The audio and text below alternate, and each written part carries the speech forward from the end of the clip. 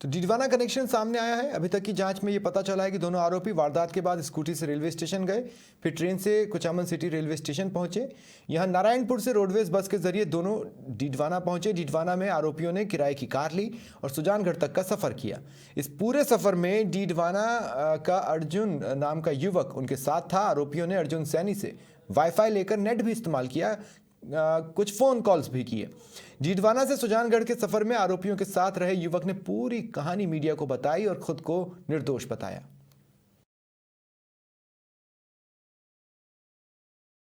परसों रात को मैं हॉस्पिटल गया हुआ था तो मेरे पास कॉल आया। मेरे साथ ही रहता है एक लड़का जिसको भी ऐसे इस घटना का कुछ भी नहीं पता था।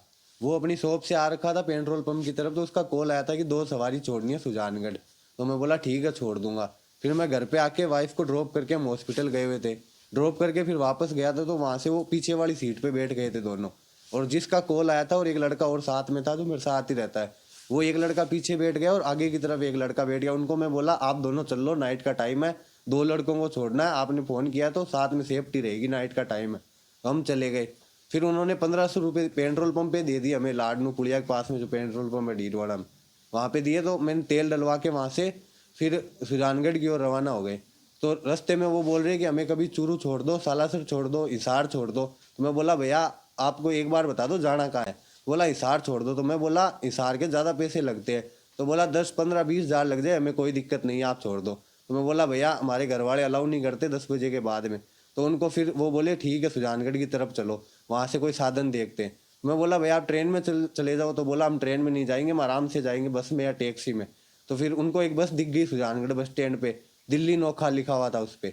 तो वहीं उन्होंने गाड़ी रुकवा ली और उसी बस की तरफ वहाँ कंडक्टर से बात करने लग गई कि हमें हिसार जाना है।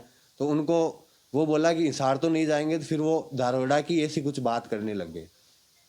तो आपको कहीं कोई आभास नहीं हुआ कि इतने बड़े अपराधी इतना बड़ा अपराध करके आए हुए नहीं सर, ऐसी ऐसी कोई आवाज़ भी नहीं होने दिया। उन लोगों ने भी आराम से बात कर रहे थे और वो हरियाणवी लैंग्वेज में बोल रहे थे। मैं पूछ भी रहा था कि आप इधर क्यों आए हो, एकदम नॉर्मली फ्रेंडली बात करते हुए जा रहे थे।